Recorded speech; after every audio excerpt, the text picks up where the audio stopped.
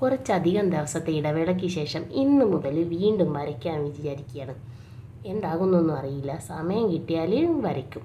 പിന്നെ ഇന്ന് മുതൽ അങ്ങോട്ട് വരയോട് വരയായിരിക്കണം എന്നാണ് ഞാൻ വിചാരിക്കുന്നത്. പക്ഷേ എന്തുകൊണ്ടാണ് അറിയില്ല, പലപ്പോഴും വിചാരിക്കുന്നതൊന്നും നടപ്പിലാക്കാൻ കഴിയാറില്ല.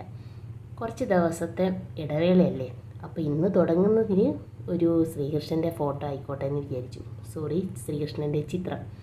അങ്ങനെ വരച്ച് വന്നുകൊണ്ടിരിക്കുമ്പോൾ തുടക്കമൊക്കെ ഞാൻ ഗംഭീരമായിട്ട് വരയ്ക്കുകയായിരുന്നു. അപ്പോഴാണ് വീഡിയോ റെക്കോർഡ് ആവാത്തത് ഞാൻ ശ്രദ്ധിച്ചത്. ആക്ച്വലി ഇതിൻ്റെ തുടക്കമൊക്കെ എടുത്തതായിരുന്നു. എടുത്തെന്ന് വിചാരിച്ച് വരച്ചുകൊണ്ടിരിക്കുകയായിരുന്നു. പക്ഷേ എടുത്തില്ല, ഓൺ ചെയ്യാൻ മറന്നുപോയി. വരയ്ക്കാനുള്ള ആക്രാന്തം മൂത്ത് എന്തൊക്കെയോ കാട്ടിക്കൂട്ടിയതായിരുന്നു.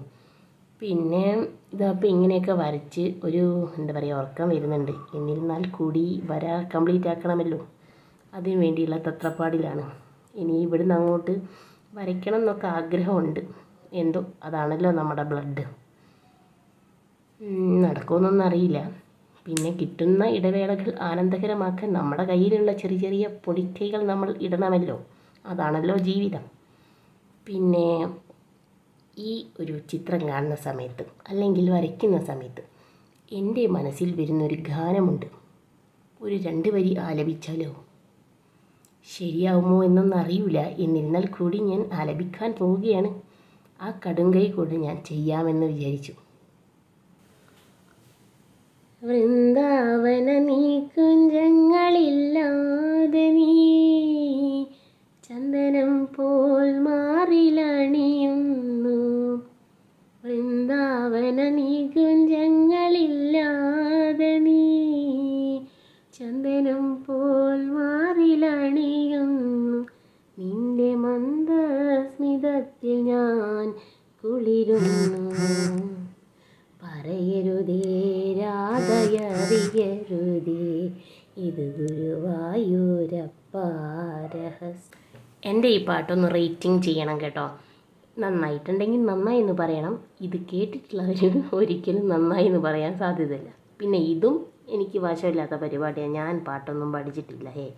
അതുകൊണ്ടാണ് ഇങ്ങനെ വെള്ളി വര വീണിട്ട് പാട്ട് പാടുന്നത്. പിന്നെ എല്ലാം നമുക്ക് ഇഷ്ടമുള്ളതൊക്കെ അങ്ങോട്ട് ചെയ്യുക, അത്ര തന്നെ.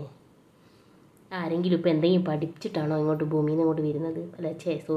അങ്ങ് വയറ്റിൽ നിന്ന് ഇങ്ങോട്ട് വരുന്നത് അല്ലല്ലോ. ഇവിടെ വന്നിട്ടല്ലേ ഓരോന്ന് പഠിക്കാം.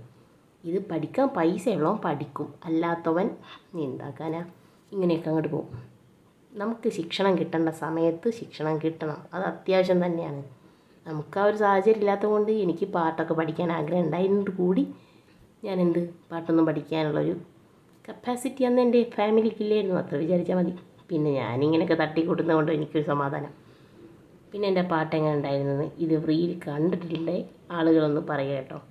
ഒരു സമാധാനത്തിനാണ്. മോശമാണെങ്കിൽ നന്നാക്കാലോ. പിന്നെ ആരെങ്കിലും നന്നായി എന്നങ്ങനെ പറഞ്ഞാൽ ഇനിയൊന്നും നോക്കില്ല. ഇടയ്ക്കിടയ്ക്ക് ഇങ്ങനെ ഇട്ടുകൊണ്ടേയിരിക്കും. ഒരു മനസ്സുഖം, ആളുകളെങ്ങനെ വെറുപ്പിക്കാനേ. പിന്നെ ഈ ഒരു പാട്ട് ഞാൻ ഓൾറെഡി ചെയ്തിട്ടുണ്ട്, ഏതൊക്കെയോ AI ആപ്പിൽ കയറിയിട്ടും പിന്നെ വോയിസ് ചേഞ്ചറിൽ കയറിയിട്ടും ഒക്കെ വേറൊരു കോലത്തിലാക്കി ഇട്ടിട്ടുണ്ട് ഓൾറെഡി. പിന്നെ ഇങ്ങനെ പാടാറൊന്നുമില്ല കേട്ടോ. വെറുതെ നമ്മൾ സാധാരണ പറയുന്ന പോലെ ബാത്റൂമിൽ നിന്ന് പറഞ്ഞ ഗായകരില്ലേ, അതുപോലത്തെ ഒരു ടൈപ്പാണ് ഞാൻ. പിന്നെ ഈ ചിത്രം എങ്ങനെ ഉണ്ടെന്ന് പറയട്ടോ. ഒരു 10ലുള്ള റേറ്റിംഗ്. താല്പര്യം ഉണ്ടെങ്കിൽ മതി. ഇനി കമൻറ്റ് ചെയ്യാനോ റേറ്റ് തരാനോ താല്പര്യമില്ലെങ്കിൽ അതും വേണ്ട, നോ പ്രോബ്ലം. ഒരുപാട് മെസ്സേജുകളൊക്കെ ഓരോ ആപ്പിൽ നിന്നും കൂപ്പുന്നൊക്കെ ഇങ്ങനെ വന്നുകൊണ്ട് നിൽക്കുന്നുണ്ട്. അപ്പോൾ അതിലേക്കൊക്കെ ശ്രദ്ധ പോയിട്ട് ശ്രീകൃഷ്ണൻ്റെ ശ്രീകൃഷ്ണൻ്റെ കൈയെല്ലാം കൂടി ഈർച്ചവാൾ പോലെയൊക്കെ ആയിപ്പോയി. അപ്പോൾ അതിന് ഞാൻ തന്നെ ഓരോന്ന് കണ്ടുപിടിക്കുന്നുണ്ട്. ഇനി നിങ്ങൾക്ക് എന്താണ് അഭിപ്രായം എന്ന് വെച്ചാൽ അതൊന്ന് പറയുക കേട്ടോ.